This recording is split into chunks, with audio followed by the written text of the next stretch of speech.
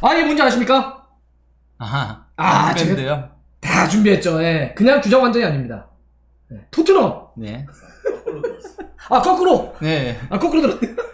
물론 이번에 손흥민 선수가 들었던 그 예쁜 거 있지 않습니까? 하얀색. 예. 손흥민 선수가 이렇게 했던 거하고 좀 다릅니다. 이게 옛날 거긴 한데. 예. 야, 그래도 또 이제 이런 날이 오네요. 예. 손흥민 선수가 그 토트넘의 새로운 주장된 거예요? 그러게요. 그거 하려고 준비했습니다. 예. 저희는 다 준비가 돼 있어요. 이제 앞으로 이제 토트넘 경기 중계할 때 제가 이제 끼고 이렇게 해볼 생각을 합니다. 정말요? 안 어울리는데? 이 정도면, 이런 소식은 정말 약간 국뽕이 차올라도 되겠죠? 예. 진짜, 그래도 토트넘에서 주장 완장을 그것도 한국 선수가 찬다는 것 자체가 정말 의미 있는 일이라고 할 수 있죠. 손흥민 선수는 그런 거 보면 매번 뭔가 하나씩 새로운 걸 깨고 올라가는 듯한 느낌들이 있어요. 네. 뭐 최초라고 하는 것도 상당히 많이 있었고, 예. 뭐 득점왕도 유럽 5대 리그 역사에서 최초로 아시아 선수가 됐고, 예. 또 이제 지난 시즌 같은 경우는 또 이제 100골 통산 기록을 최초로 또 올라가기도 했고, 프리미어 리그에서 그런 이제 기록들을 세우고 있는데, 자, 오피셜 떴습니다. 예. 토트넘의 새로운 주장으로 손흥민 선수가 선임이 됐습니다. 나 지금 공식 여기 이제 홈페이지에 지금 올라와 있는데, 토트넘 역사에서 유럽 선수가 아닌데 주장이 된 게 이제 최초의 사례입니다. 그렇죠. 그래서 이제 토트넘의 공식 홈페이지 나와 있는 걸 일단 한번 말씀드릴게요.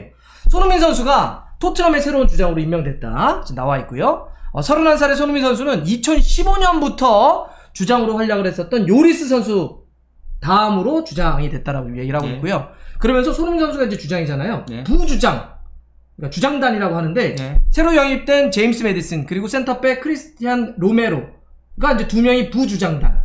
이게 조금 의외라는 평가들이 많긴 하죠. 그러니까 사실 그 손흥민 선수가 주장이 될 거라는 전망들은 이전부터도 있었어요. 맞아요. 왜냐면은 그 포스테코글루 감독도 이제 그 아시아 투어를 하고 있었을 때 이제 기자회견에서 손흥민은 진정한 그 그룹의 리더다라고 얘기를 하면서 모두를 포용할 줄 안다 이런 식으로 얘기를 했고, 그때 이제 뭐 디에 슬레틱이라던가 많은 이제 매체들에서 이거 만약에 케인이 이적한다면은 차기 주장이 손흥민이라는 거를 암시한 거 아니냐는 보도들이 나오긴 했었거든요.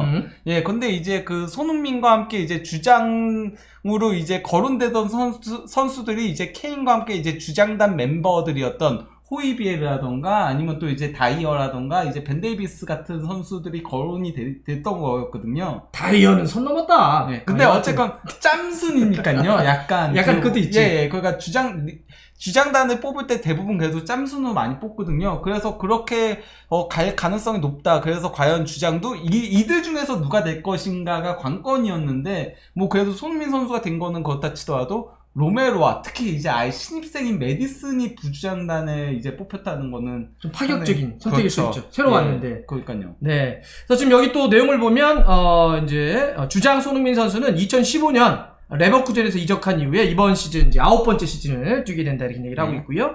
그래서 이렇게 처음에 어떤 기록들 많이 얘기를 합니다.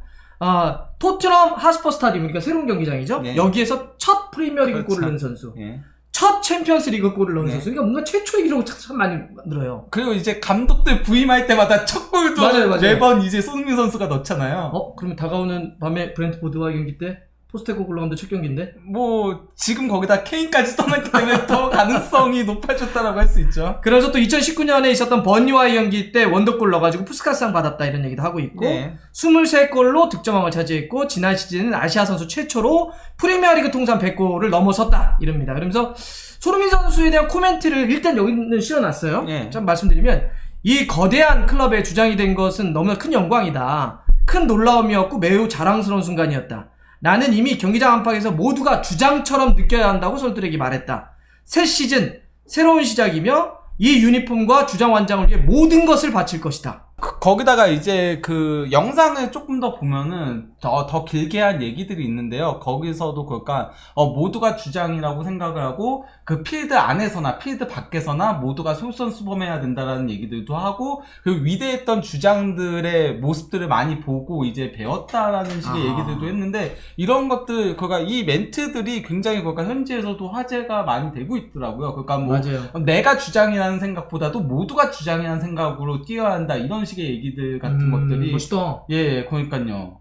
굉장히 멋있게 얘기들을 했다고 역시 손흥민이다 이런 네. 식의 예, 반응들이 굉장히 많더라고요. 현지 반응이 그런 겁니다 지금. 토트넘 팬들이. 그러니까요. 제가 뒤에도 좀 다른 매체들의 이야기를 좀 소개해드릴 텐데 이번에 그 선임되는 과정이나 이런 데에 있어서 되게 호평을 좀 많이 하더라고요. 예. 네. 그리고 또 이제 손흥민 선수가 본인 인스타그램에다가도 이제 주장 완장을 달게 된 거에 대한 이제 소감을 남겼는데요. 뭐라고 얘기했냐면요. 나와 이제 내 가족을 위한 진정 특별한 순간이라고 하면서요. 예, 우리 아름다운 클럽의 주장으로 임명된 것은 평생의 영광이다라고 했고요. 그러면서, 여러분 모두가 자랑스러워할 수 있도록 모든 것을 다 바치겠다라고 얘기를 했습니다. 안 좋아할 수가 없지 이러면. 네. 사실 토트넘 팬들은. 그러면서 이제 지금 새로운 시즌이 시작했다. 우리는 훌륭한 선수들과 지도자 그룹이 있다. 기억에 남을 만한 시즌으로 만들어 보자라고 이렇게 이번 시즌. 겁니다. 예. 그래서 이제 여기에 또 포스테코글로 감독의 코멘트도 좀 실었는데 손흥민 선수는 경기장 안팎에서 훌륭한 리더십을 가지고 있고 우리의 새로운 주장이 되기에 너무 이상적인 선택이다. 그러면서 모두가 손흥민 선수가 월드 클래스 선수라는 것을 알고 있고 라커룸에 있는 모든 사람들로부터 엄청난 존경을 받고 있다. 선임 배경에 대해서 이제 하고 있습니다. 제가 이 토트넘 역사에서 그다음 주장단을 한번 좀 찾아봤거든요. 네.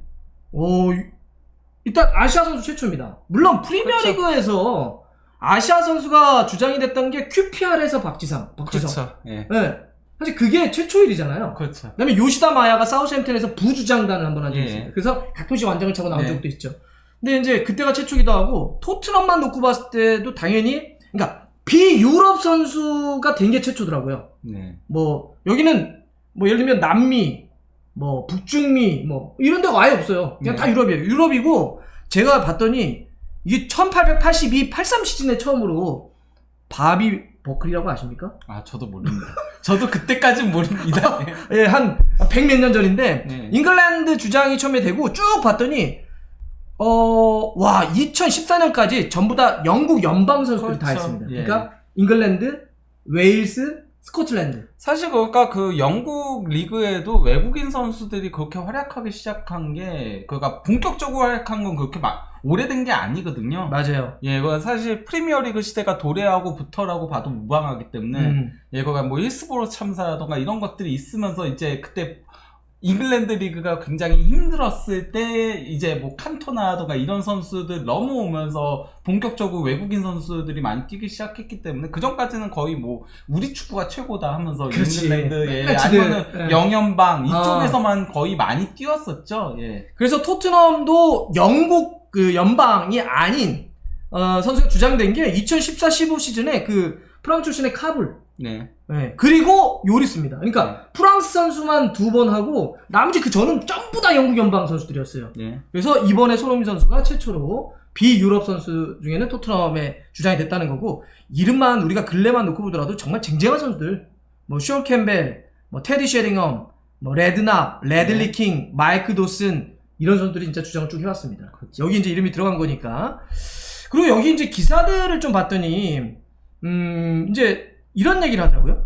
해리 케인이 나간 상태에서 새로운 구심이 좀 필요한 상황이었는데 빠르게 좀 수습을 하려고 이번에 손흥민 선수를 주장으로 임명을 했다. 예. 네, 그래서 이건 되게 좀 발빠른 대처로 잘한 판단이다 이런 얘기도 하더라고요. 네, 거기다가 이제 손흥민 선수가 워낙 어린 선수들한테도 굉장히 사교적으로 먼저 다가가서 굉장히 잘하는 그런 모습들 같은 것들에 대해서도 맞아요. 예, 평가들을 상당히 많이 하긴 했었습니다. 예. 사람을 참 잘 이렇게 끌어안으니까 또 실력도 당연히 좋고요. 네.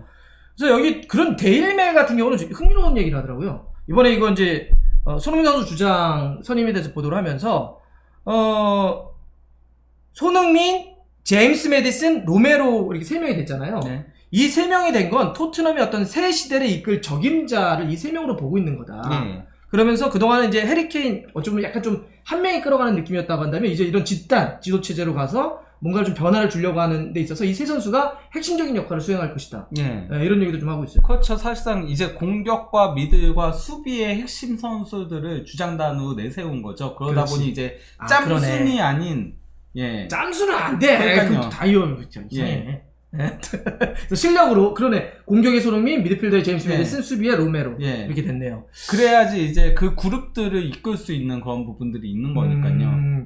생각을 좀 많이 했던 것 같아요. 네. 그리고 이 얘기도 하더라고요. 미디어들이 이건 풋볼 런던의 얘기인데 그동안 손흥민 선수가 어떤 코멘트를 할 때 이번에도 되게 멋지게 얘기했지만 네. 프리미어리그와 토트넘에 대한 애착에 대한 이야기를 상당히 많이 했잖아요. 그렇죠. 기억나세요? 지난 그 사우디 이야기? 아, 예. 그 얘기를 소개하더라고 풋볼 예. 런던이. 사우디에서 보았을 때 손흥민 선수가 이렇게 얘기했다는 거예요. 저는 프리미어리그에서 할 일이 많다. 돈은 저에게 그렇게 중요한 게 아니다. 제가 가장 좋아하는 리그에서 뛰면서 제가 좋아하는 축구를 하는 그 자부심을 느끼는 거다. 라고 하면서 프리미어리그와 토트넘에 대한 애정을 좀 보여줬는데 이것도 주장을 선임하는 데 있어서 연결이 됐다 이런 얘기도 하더라고요. 저는 그거는 약간 조금 비약이라고 생각을 하지만은 어떤 의미에서는 근데 토트넘 어쨌건 그 내부 기자들이라던가 이런 사람들이 봤을 때는 손흥민 선수가 이뻐 보이긴 할 거예요. 왜냐면은 본인들의 상징이었고 본인들의 모든 것이라고 생각했던 케인이 분데스리가로 갔잖아요. 그렇지. 예. 그리고 또 이제 분데스리가로 가는 과정에서도 이제 바이언에서 헤네스 명예회장이 조금 긁은 부분도 있고. 그렇지. 예, 그러니까 바이언보다 역사적으로 안 되는 구단 아니냐. 당연히 오는 게 맞지 않냐. 좀 이런 식의 얘기들까지 있었는데. 토트넘 팬들 입장에서는 못 참지. 그러니까 토트넘과 프리미어리그의 자부심을 살려줬다라고 생각할 수 있는 여지가 있는 거죠. 있다? 네. 좋습니다. 자, 그래서 지금 주요 팀들 몇몇 팀들 이번 시즌 주장 손흥민 선수가 토트넘 됐으니까 예? 맨시티는 이제 김도환 떠나면서 김덕배 김덕배 다쳐가지고 그러니까요. 예. 케빈 데브라이너 그러면 다쳐가지고 또 부주장단 쪽에서 움직일 것 같은데 아스날은 외대고르고요. 맨유는 이제 맥과이어에서 브루노 페르난데스 바뀌었죠. 예. 그리고 이제 리버풀이 핸더슨에서 반다이크로 됐고 토트넘이 요리스에서 손흥민, 첼시가 탕코에서 리스 제임스로 이렇게 주요 팀들이 지금 주장의 변화들이 좀 있습니다. 자, 그러면 이제 오늘 밤 10시죠. 김지수 선수가 있는 브랜드포드와 토트넘이 1라운드 경기를 할 텐데 이 경기 때부터 손흥민 선수가 주장 한 장 딱 차고. 그렇죠. 네. 약간 국뽕 차오르겠는데 저는 골 못 넣는다고 해야 되는 거죠? 예. 주장 한 장은 차고 골을 못 넣는다. 빨리 딴 얘기 해주세요. 골 넣을 거라고. 아, 예. 손흥민 선수. 예. 아무래도 저는 근데 케인이 나가면서 손흥민의 역할 자체가 조금 바뀌게 될 가능성이 높다고 보거든요. 아니, 실제 그러니까 프리시즌 내내는 약간은 손흥민 선수가 측면을 밟고 다니는 플레이를 했잖아요. 근데 저는 이제 케인이 떠나게 되면서 손흥민 선수가 조금은 더 이제 안쪽으로 들어오면서 플레이를 하게 될 거고, 만약에 그러니까 설령 히샬리송이 최전방 공격수 나오더라도 히샬리송은 원래 에버튼 시절에도 원톱으로 뛰었을 때 왼쪽 측면을 많이 빠졌잖아요. 그러니까 둘이 스위칭되는 그런 플레이도 많이 할 거고요. 저는 아니면은 아예 포스테코글루 감독이면은 손흥민의 최전방에 세울 수도 있다고 생각해요. 후루아시를 셀틱에 썼던 것처럼. 170의 후루아시를 그러니까 신장으로 그렇게 톱을 시키는 감독은 아니다 보니까 그럴 가능성도 배제할 수 없다라고 봅니다. 그 이야기는 손흥민 선수가 조금 더 골을 넣고 슈팅을 때릴 수 있는 포지션으로 좀 더 이동할 가능성이 있다. 그렇죠. 케인이 사라진 이상에는 손흥민 선수가 팀 내에서 가장 골을 잘 넣는 선수니까요. 가장 검증된 선수고요. 득점에 있어서는. 자, 일단 오늘 밤 10시입니다. 예. 주장 한 장을 차고 뛰게 될 뒤집어지지 않았지? 뛰게 될 손흥민 선수를 또 저희가 지켜보면서 응원하겠습니다.